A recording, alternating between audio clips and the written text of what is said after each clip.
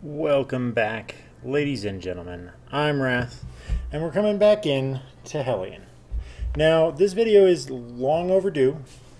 I had a bunch of requests from people to do a video regarding the crafting system that is being introduced in 0.2.7, which has now been released to the public version that is available. It's no longer sectioned off onto the experimental servers. It is now available for you if you want to get into it right now. With that being said, I do feel that I need to apologize for not having gotten this video done a little bit earlier.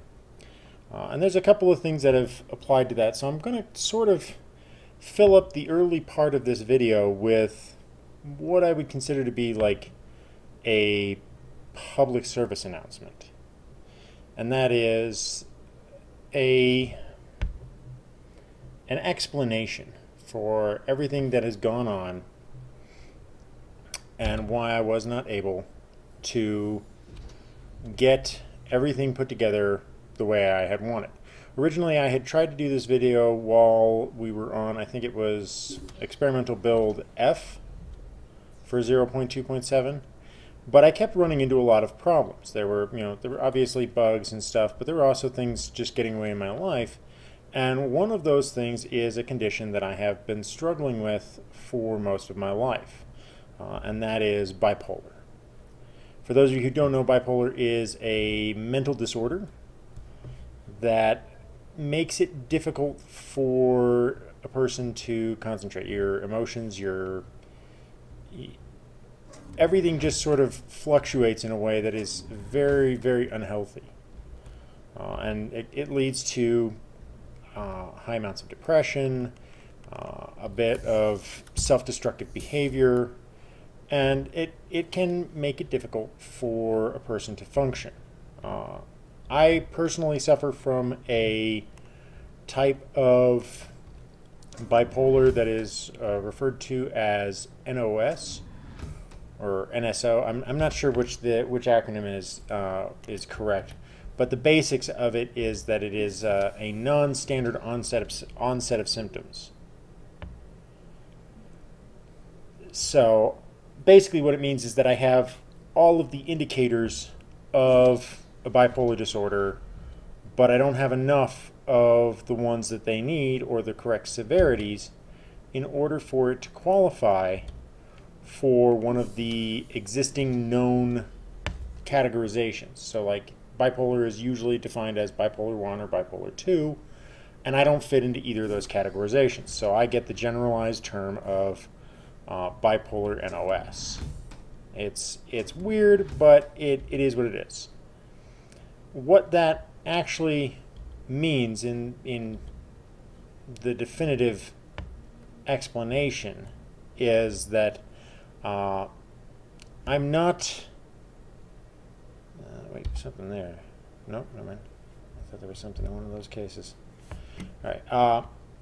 What it eventually boils down to is that I have uncontrollable bouts of either depression or what is referred to as mania, which in my particular case displays as or expresses itself as a hyper-aggression.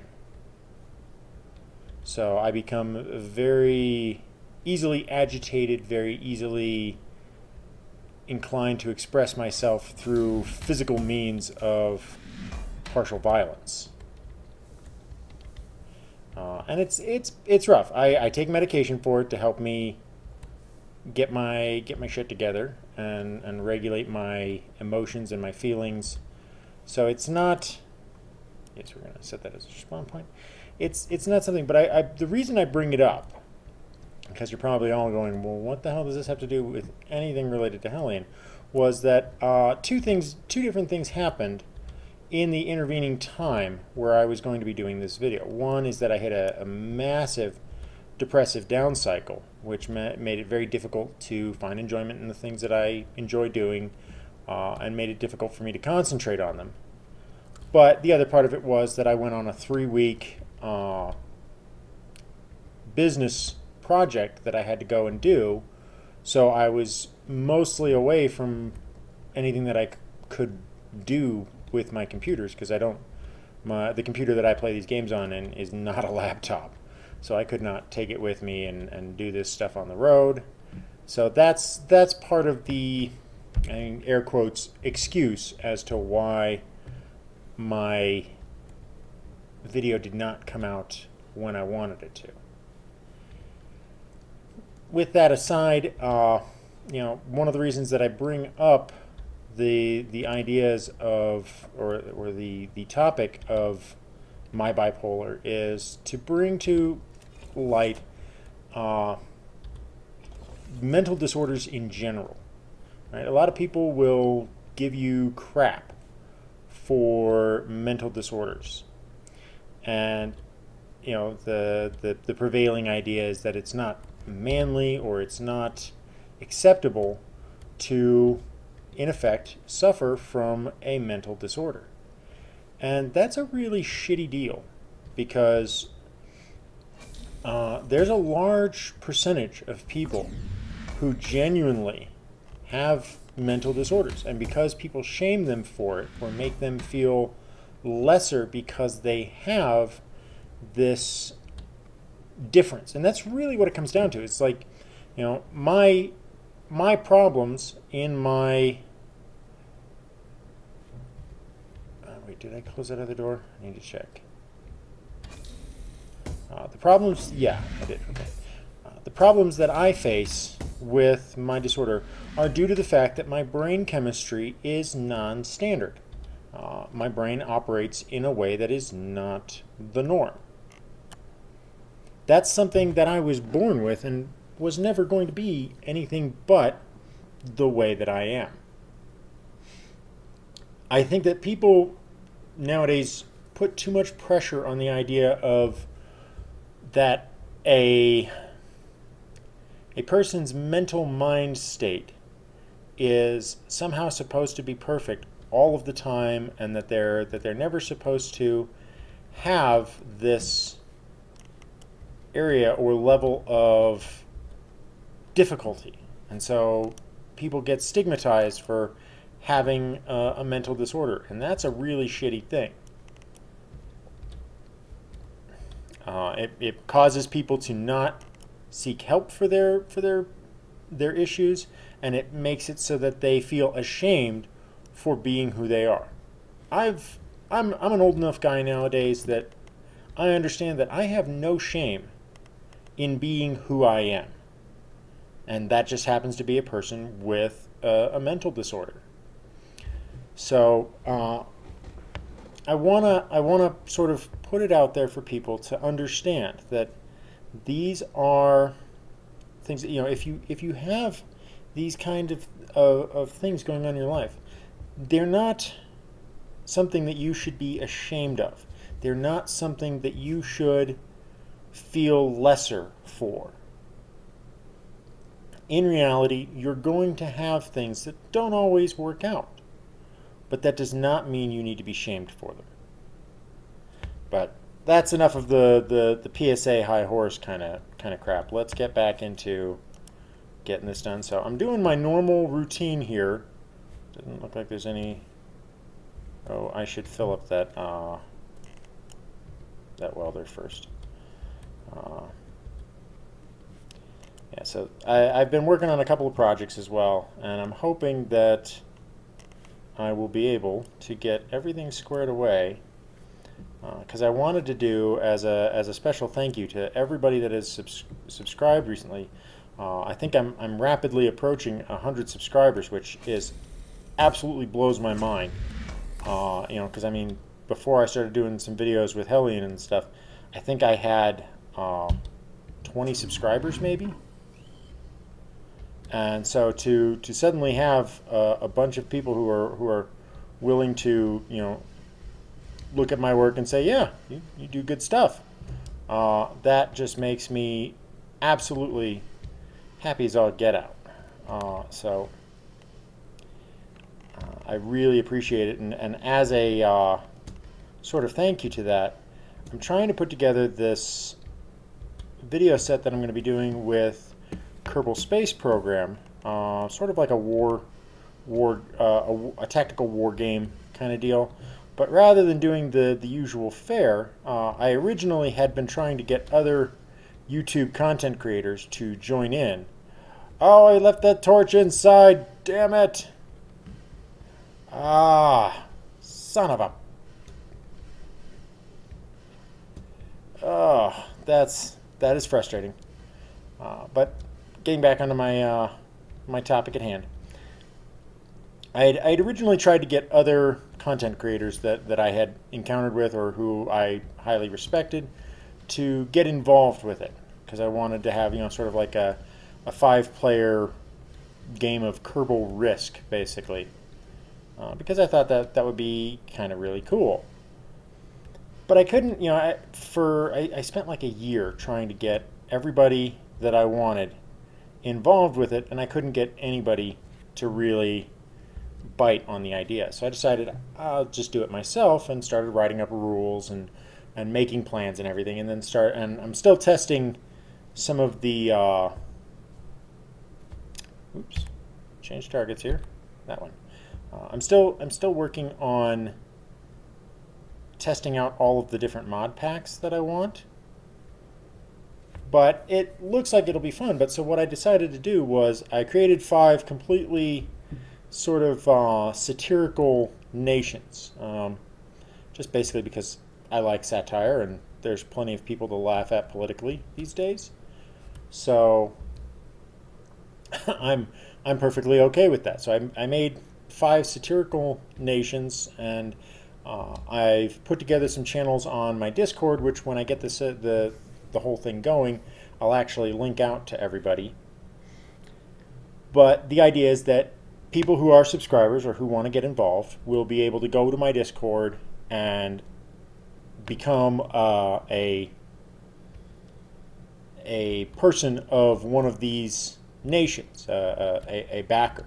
And I'll put out like the mod list and everything else so that people who want to can contribute in various different ways. So like members of a particular faction will be able to say, be able to voice their opinion on what kind of missions should be done, what the new goals and stuff should be for each group, for the group that they belong to, rather.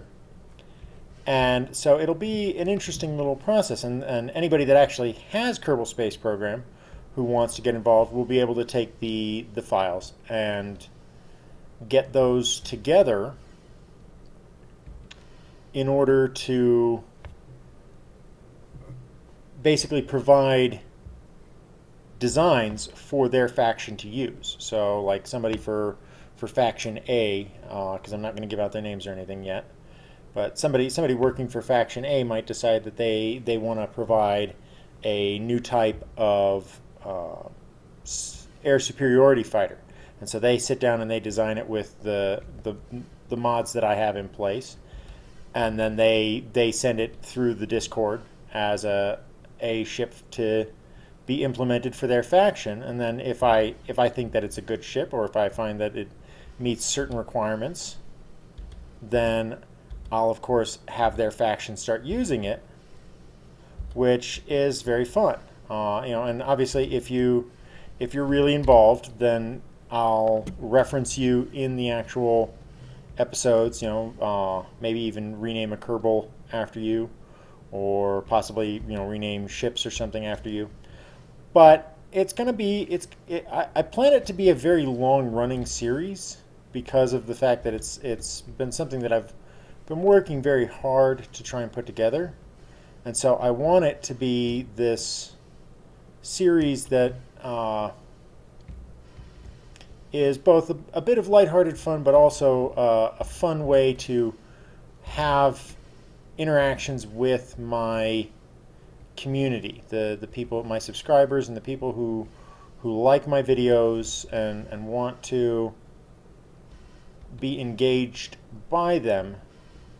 Then I have a way to sort of put something together that is as much for myself as it is for you, and vice versa, and let you get involved with it, so that it can really be a series that you kind of feel is as much partly yours or that you have an impact on as I do.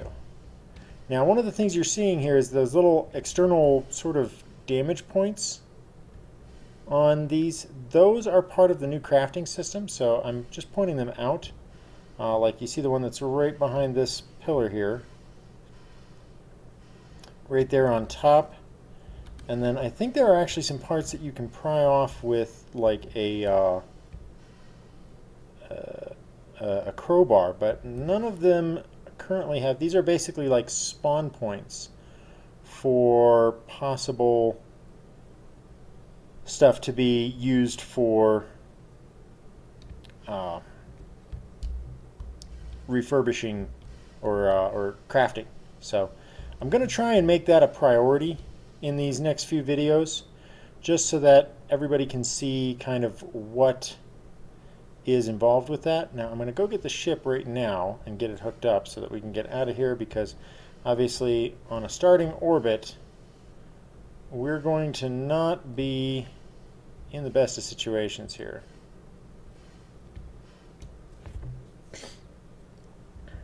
So let's get this hooked up. And this first video is probably going to be pretty long, just because I've been away for a while. I finally found some time. I finished my project, and I finally have some time to devote some effort into doing some videos. You know, as much as I enjoy doing this stuff, it is definitely not my primary source of income. Actually, I don't think I make any money from this.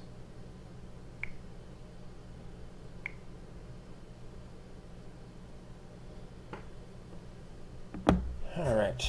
Sorry, I was getting a message from family members.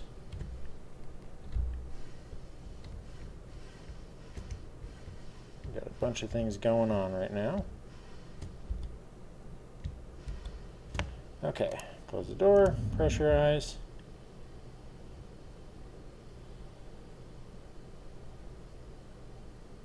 Helmet open.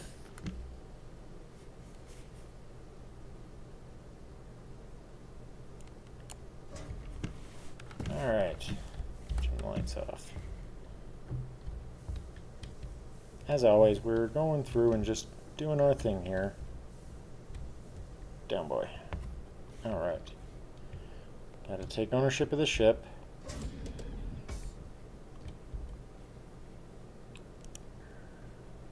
Claim it.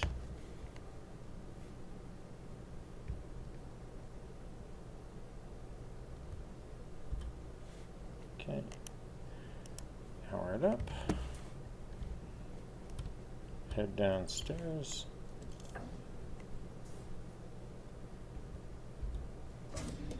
And that was a nice change for 2.7, was they got rid of the airlock there, so you no longer can get stuck in that airlock for no legitimate reason. We're just gonna tuck all that in there because we can pull it out through the station.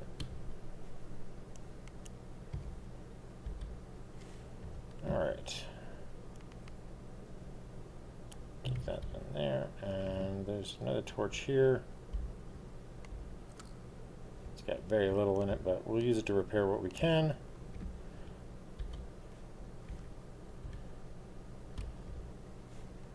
Let's go ahead and put that there and there. We'll get those sorted out later. Okay. Doesn't seem like we got any other parts right now, so we'll go ahead and get ourselves up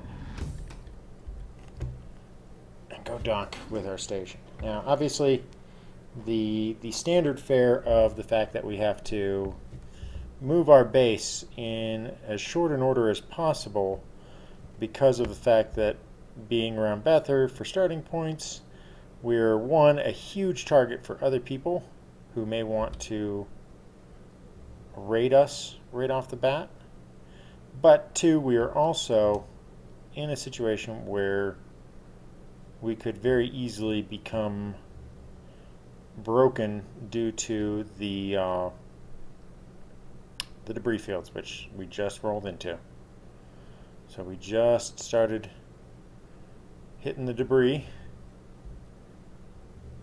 Alright. Match target speed. Let's go to the docking camera. Rotate to the left. And perfect. Left. Now, I've been told, I've never actually experienced it myself. I've had other people tell me that I'm just exceptionally lucky when it comes to this, but I've been told that you can get hit by the debris when you're out of your ship and that it will kill you or seriously injure you. I have yet to experience that, but I have to assume that it's true because other people are saying that it's definitively something that they've experienced. Oh, that better not be a hull breach. Hull breaches are not allowed, you stupid ship. So I didn't repair my station. Okay, it does not look like that it's breached yet. Let's go ahead and check the life support and see what the situation is.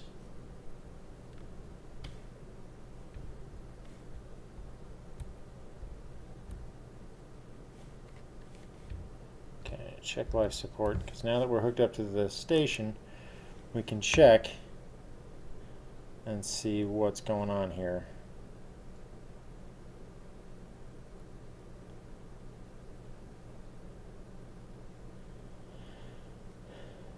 Okay, so these need to be pressurized.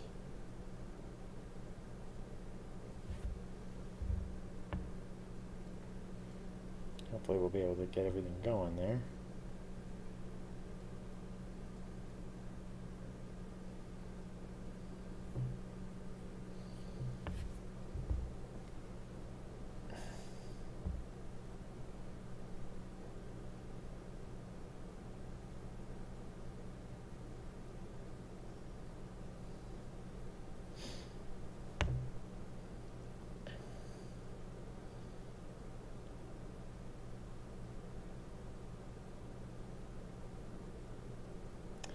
Alright, so that's pressurized, so we should be able to get in.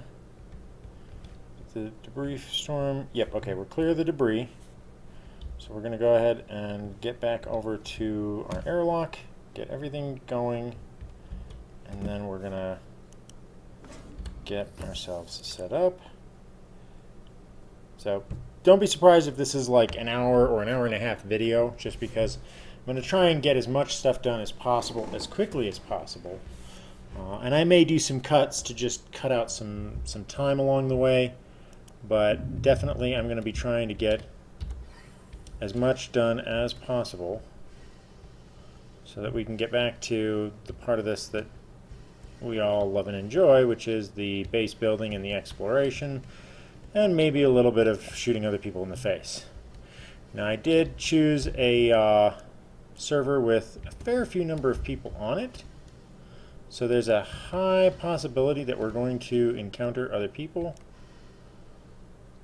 Hopefully they will not be huge dicks.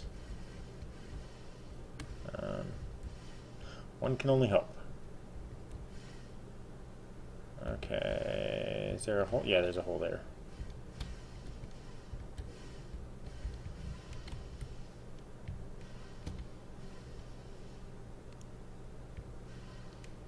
Okay, that's repaired. Hopefully that will cover most everything. Doesn't look like there's any damage to the solar panels, so let's go ahead and get in here. Why is there light shining through there? That was odd.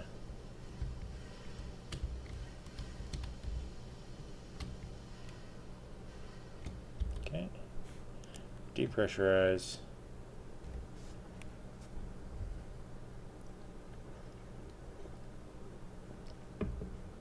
Now, part of the process that I'm going to go through when I get ready to move, once I'm ready and I've got this all squared away, part of the process that I'm going to go through is that I'm actually going to do the extra steps necessary to drain the oxygen, the air, out of this room. Whoa, that needs some fixing. But I'm going to try and drain all the air out of this room so that I'm not wasting any atmosphere when I separate it from the station and have to come back for it later. Because that's another thing, is that I tend to not have a lot of luck with finding these airlock modules, and so having one that I've already repaired and gotten ready is highly advantageous for me. So to me, it is an important part of the process. Lights on. Is there any parts in here? Oh, hey.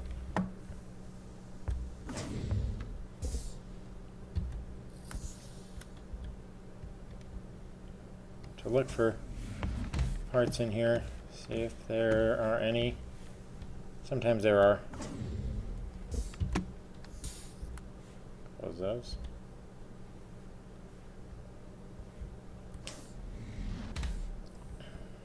No parts laying on the floor, so oh well. First thing we are going to do, though, is we're going to open this one up.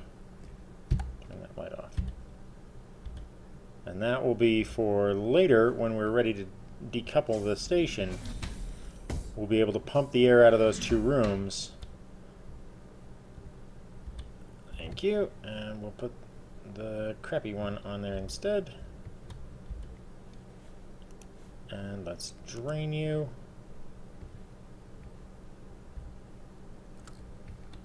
I'll drop you off there, because we don't need you right now. Okay, take this one. Now, your ship comes with a certain amount of hydrogen already, but you don't generally need it. So we're going to just take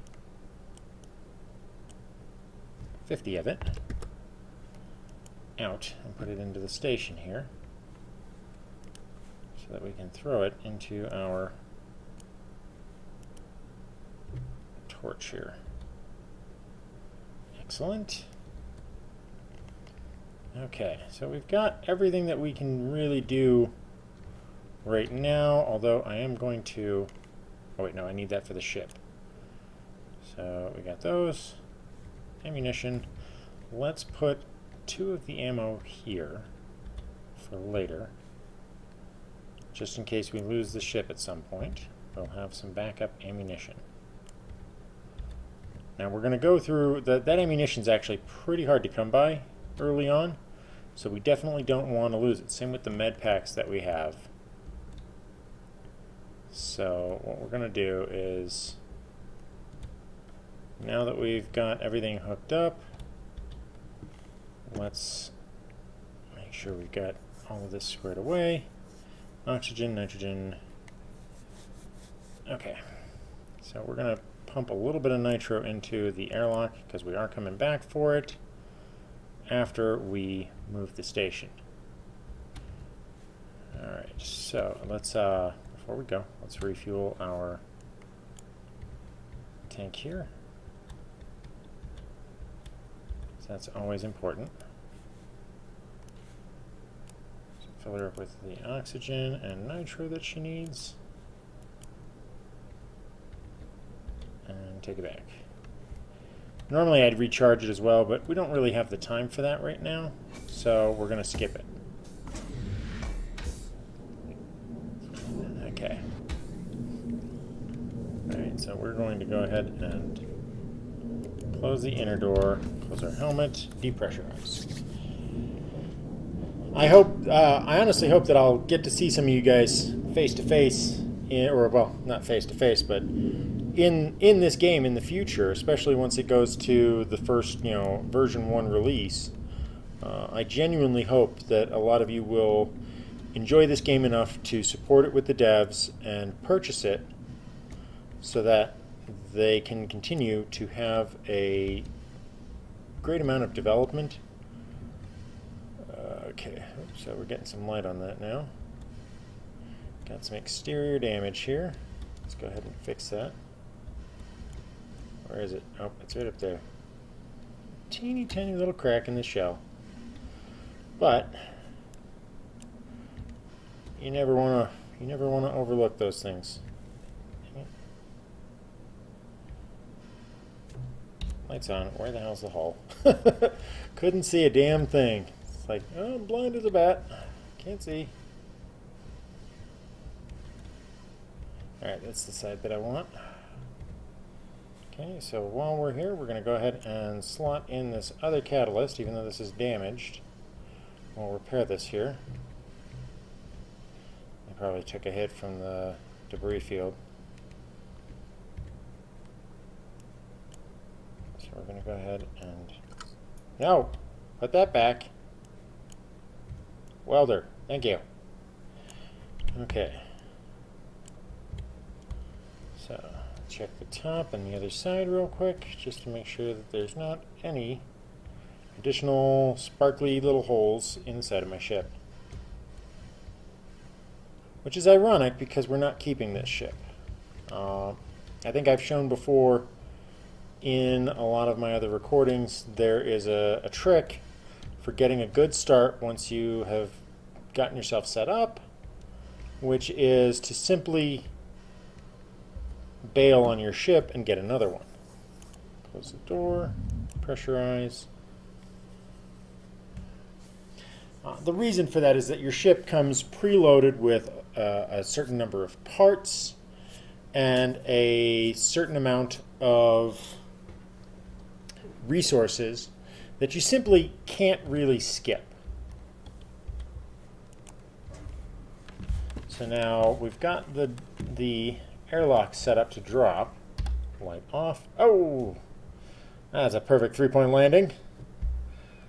Don't let anybody else tell you otherwise. That is the proper way to enter your ship, face first. Alright, so what we're going to do now is that we're going to go ahead and tell it to depressurize the prep room. And it'll pull all of that back into the interior tank of the outpost, so we don't have to worry about it. We'll basically get the air that we expended filling that place up back. And while that is depressurizing, we will immediately go back and do so ourselves. Close the inner door, depressurize. That's why I left my helmet on, was that I knew I was going straight back out.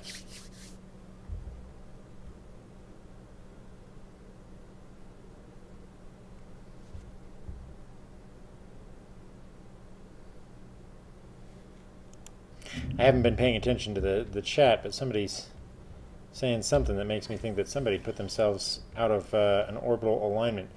There's a bug. Well, it's not so much a bug as it is a... I hesitate to use the word a defect in the code, but it is a definite vulnerability in the game, which is that if you were to take your ship and activate the main engines, then your ship, as soon as it lost its ability to do, or its ability to have an orbit, like if you broke orbit from around the planet that you're at, it would cease to have the ability to use warp, which is really kind of freaky when you think about it. So like if you screw up your orbit and then you want to try and fix it, you can't do it with warp. You have to basically undo the things that you've done in order for the ship to not be on a suicide course. That in and of itself is absolutely terrifying, because that means if you accidentally fire the engines and throw your ship out of orbit of, say, whatever moon you're flying around, you can't get back to being around that moon. by using warp. You can't tell it to just reestablish a new orbit via warp because it can't calculate what your... It throws off the calculations that the game uses to define your warp path. So I've been sort of lobbying the developers to put in some of the navigational markers necessary for a person who is not all that skilled with flying a ship in a Newtonian physics environment to be able to actually not get screwed. And hopefully they will take it to heart, and they will not they will update some of the heads-up displays to show the information necessary. All right, so let's kick on the reactor here. Come on, wake up.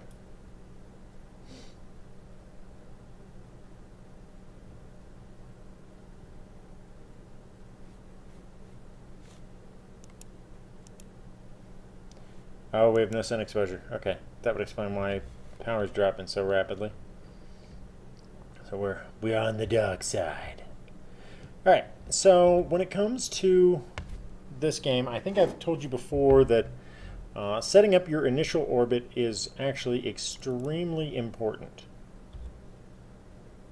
So here we are. We're loading up into our initial orbit here, and we're about to go back into the debris cloud, which would really suck. So we need to set a new custom orbit. Now, a lot of people will foolishly do a small orbit and think, oh, that takes care of me. And for fuel purposes, that's absolutely true. Limiting the amount of fuel that you might have to expend is absolutely a very good idea. However, it does not always work out the way you would like. So we're going to alter this just a bit. This orbit is roughly what I usually like to do, and that's mostly because of the math behind it. Due to the size of the orbit, 177,000 meters above the surface, the odds of somebody else finding you in this orbit are very, very low. Now we're going to bring this back in just a bit because I don't want to actually intersect with the orbits of either of the moons. Because if I do that, then my life will get complicated very fast. So instead, we're going to put ourselves right here down at the bottom. We're going to go ahead and set that as our warp point. And we're going to start doing our calculations.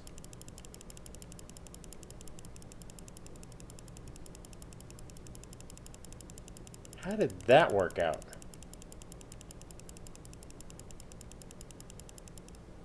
Okay. No. 0.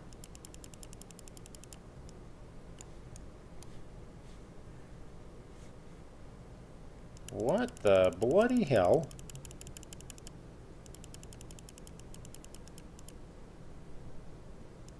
Okay. This has to be the weirdest. Okay, let's set this for less than a minute. Alright. I need to turn the FTL on, and I need to go and get the other warp cell.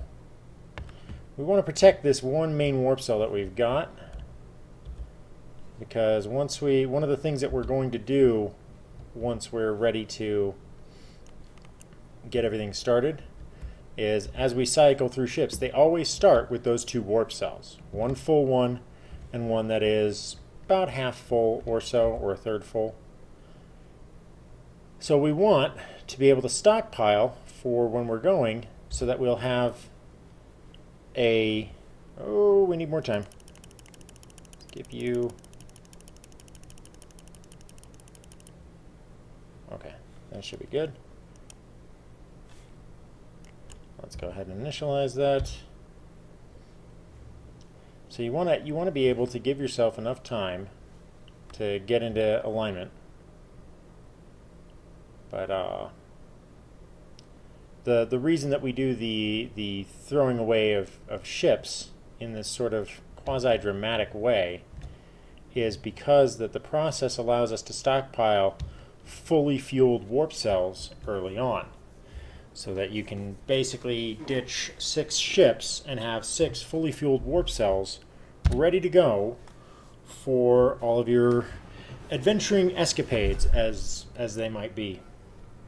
And that gives you a huge early advantage in terms of being able to get around, get the things that you need, and get out.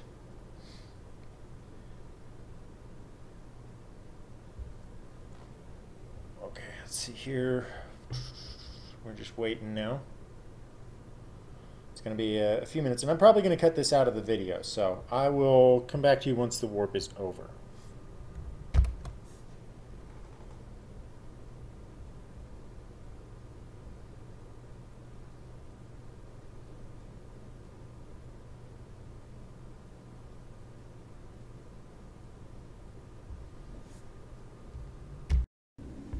Okay, after some serious technical difficulties, I'm finally back. We have actually already acquired the fabrication module. I did some other recordings that I've had to sort of get rid of because there were some server issues that kind of messed everything up.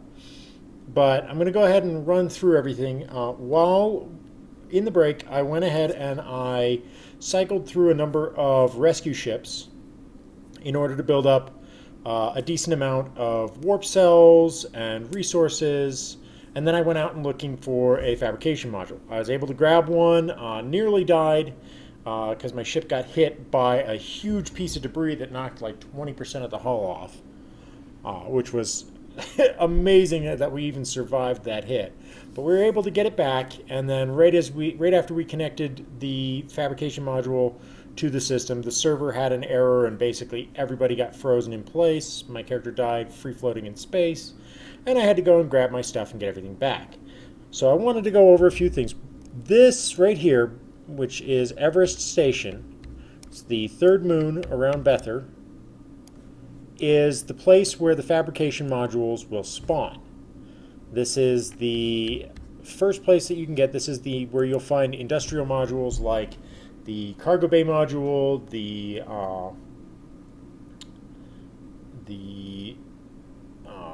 cargo modules, which are expansions basically for the cargo bay module, the fabrication modules, and occasionally you'll also find the power supply modules here. So this is where you will go to get those things of an industrial nature. Anyway, we dragged that back to our station, so we're going to go ahead and take a look here. So this is our lovely little ship, which I need to come up with a name, so if you've got an idea for a name, go ahead and throw it in the comments. We've got the ship currently powered down, because I don't want to waste any power. And we've got our reactor shut down as well, just to prevent any problems. We don't have too much stuff downstairs, because I'm not going to throw too much resources on this ship, because I may dump it in space as well. But let's go ahead and give a quick guide on the actual crafting. I've got a few resources that I've piled up there that we'll get back to in just a little bit. This here is the fabrication module, also referred to occasionally as the factory module.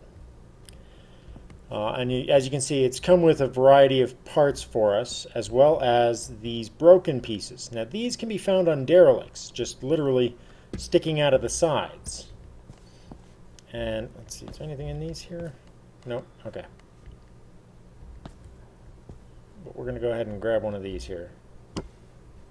So what you do with these is that you take these and open up, this is the recycler, and you just basically stick them in, shut it, and boom, it's gone.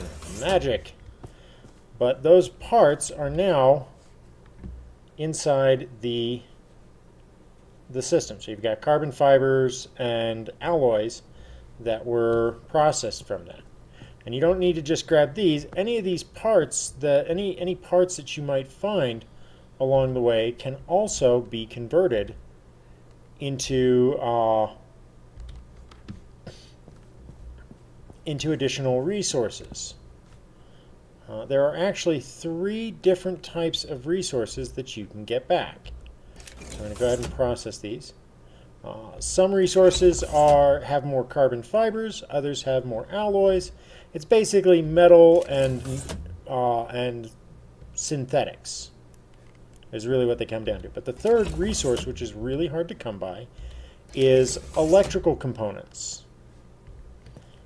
And because that's such a pain in the butt, like here, we'll take this pressure suit here and we'll throw that in there as well. Just going to dump a bunch of stuff in here. So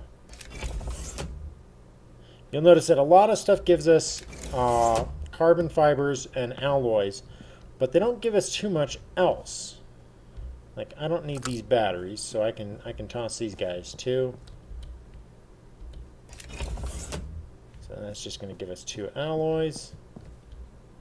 Grab this one. Now, you're never going to get as much as you need to make one of these from destroying them. There's always going to be some loss inherent in the process. We don't need this catalyst either. You know what? I'm going to keep that catalyst though. I don't know that I want to get rid of it. So we've dumped a bunch of stuff into the system, and as you can see, it's right in here. But now we can go ahead and move these into the fabricator itself.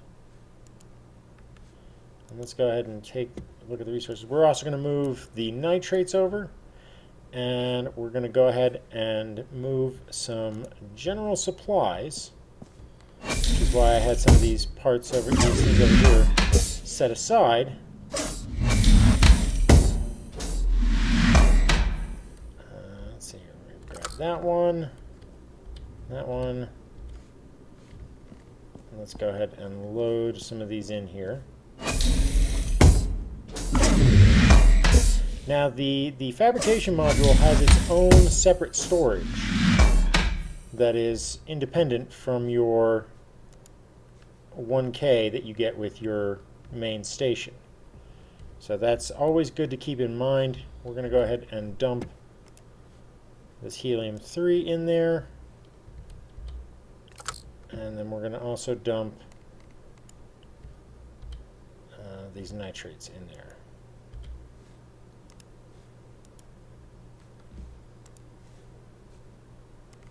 Put the other 50 in there.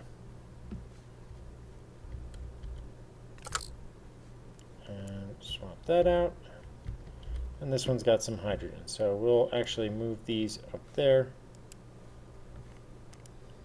We'll unload that into the system here. So now the fabricator also has a storage of 500. So we're going to move, let's do 25 of the hydrogen.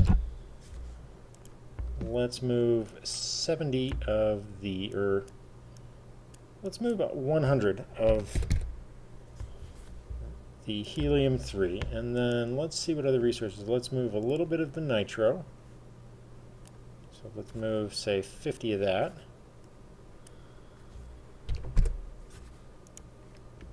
And that should have us covered.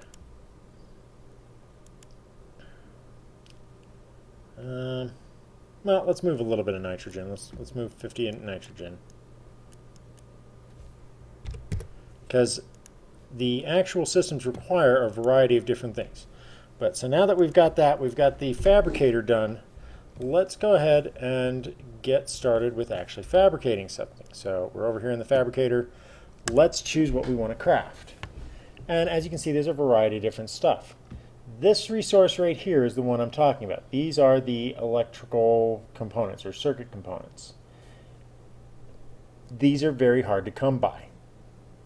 So it's going to be difficult for you to get these, and you're going to want to get a lot of them.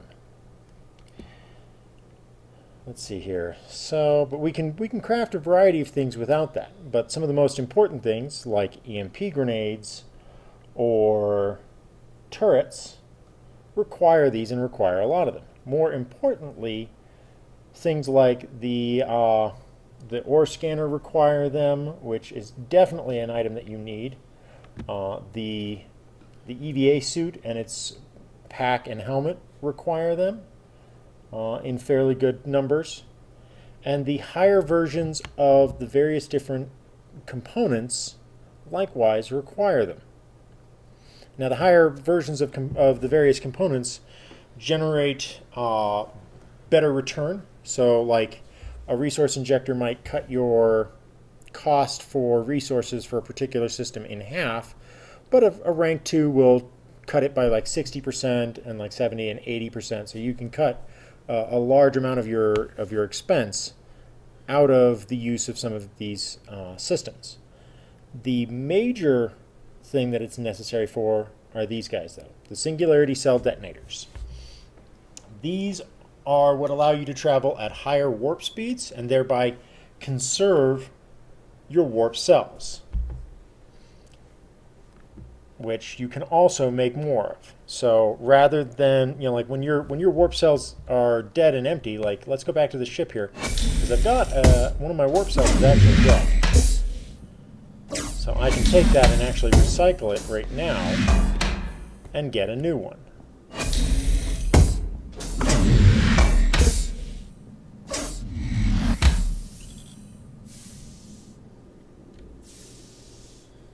So we'll actually just go right back in here. And see, I've got 3 that I've built up right there, but I believe this one right here is empty. Yeah, that one's empty. What about this one? Yep, that one's empty as well. So we're down to a couple of warp cells that are in seriously bad shape here. So this one has 30%. What's this one got? That one's got 8%. So we'll leave that one until it's used up, but I don't really have a lot of hope for it. But we've got 3 that are full, because that's why they've got that glow. They're at full power. So we've transferred in enough helium-3, which is our reactor fuel, in order to be able to make ourselves a new warp cell so that we can continue to get around. So now this gives us the ability, if we need to either scavenge the parts that we need or to build them by recycling the things that we don't. So let's go ahead and put that in there, and it says we're short. We do not have enough carbon fibers. So we'll go ahead and have to deal with that. But first, let's go ahead and take these 2 junk items, toss them in. They don't give us much, but anything you can recover out of stuff that you've used up, anything you can recover out of there is better than nothing. So let's see what else we could... We'll probably have to go searching for more stuff, so we won't do that. But let's go ahead and take a look at what other things we can recover. So we've got the crowbar, and I've got one of those in hand, but like, for instance, med packs, the disposable hacking tool, which unfortunately, like everything that requires one of these electronics is pretty much out of reach. They're just not going to be available to us, and so we're going to basically have to ignore them. However, we can use this to, get more refined resource containers, or I think the raw resource containers. We can use it to replace any suits that we might have lost, replace batteries. So there's a variety of different things that we can use this for. The most potent that I've come across, though, is using it to replace your rifles. Because the rifles and the pistols are very important, they're definitely a resource that you don't want to be without. And they're also good for the ammunition and the grenades. AP grenades can be very, very useful. And if you're wondering, that's not armor piercing, that's anti-personnel grenades. And these are the ones that we need for taking out the turrets. So let's go ahead and build something. I'm going to go ahead and build one of these rapier pistols. And so we're going to go ahead and tell that to craft. But first, I believe there's a place that I can put in this guy in order to reduce the energy cost. There used to be a spot right here that I could put this thing in to reduce the energy cost. But we're not gonna get rid of that thing because I need that servo motor. I really do, and I'm not willing to give it up. So we're gonna go ahead and tell it to craft this. This will chew up 450 power per second and will take 42 seconds to craft the weapon that we want. So now basically our little magical 3D printer here goes ahead and kicks on and does its thing. And one of the nice things is that this comes with a huge amount of storage. So you've got explosive storage, you've got pistols, and I think that, yeah, it's got space for pistols and ammunition. So you really can't go wrong with this particular module. It's basically a must-have for any station. Let's go ahead and see how much time we've got left on that. Okay, so it's almost done. So now once it's done, it's going to go ahead and pop up here and open up for us. And there we go, one pistol. And so now we have one pistol. We have no ammunition for it, but we do have a sort of semi-auto pistol. And since we're here, let's go ahead and get a couple of magazines for it. Now this uses the 8.5S ammunition, so we'll go ahead and craft a couple of these. They only take 8 seconds.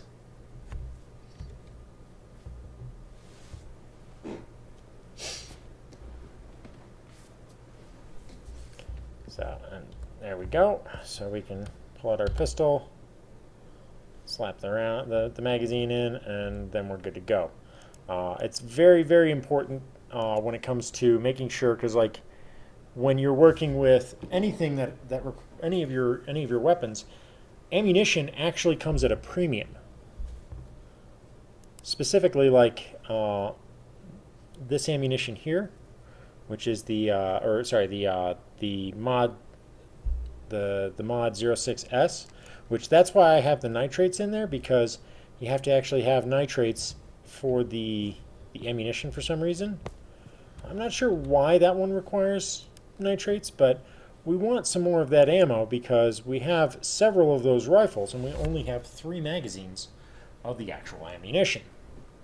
So it will be very important to us to be able to craft more of those. And let's see if it'll actually let us. Nope, you gotta remove each item individually, so you can't like order a bunch of them up.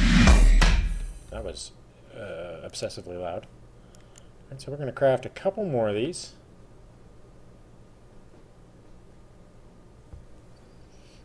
And this is the crafting mechanism in a nutshell. Gather things up. Anything that you don't need or don't want, you can sacrifice to the great and hungry recycler and be able to use it to further your system, for gathering the things that you need and want. I hope that this has been fully instructional. I am going to try and do some more recordings on this game at a later date. I know that a lot of people have been requesting information on the... sorry, I'm having a mental moment. On the defense turrets and where to get them. That I actually don't have a lot of information on, mostly because the few places that I've been able to find them, they have not been recoverable. So, and I need to work out a good strategy for actually acquiring the turrets other than just gathering them by crafting them. So I will put together another video on that at a later time, but for now, this pretty much covers everything that we've got to do, and I'm going to go ahead and take care of this problem now. Always, one of the things I regularly warn everybody is make sure that you are repairing your stuff. Always repair your station. Don't let it wait. When I signed on to the server today, I heard lots of people complaining about not being able to keep their stations from exploding, and that is either bad planning or bad maintenance. There's really only two ways that comes about. So if you make sure to maintain your stuff, you won't have this problem. Until next time, I hope that you've enjoyed. I do want to thank everybody who has been super supportive over the last couple of weeks while I was trying to get things in order to be able to do this next recording. Thank you very much for your patience and your compassion over some of my other issues. And until next time, I will catch you on the flip side.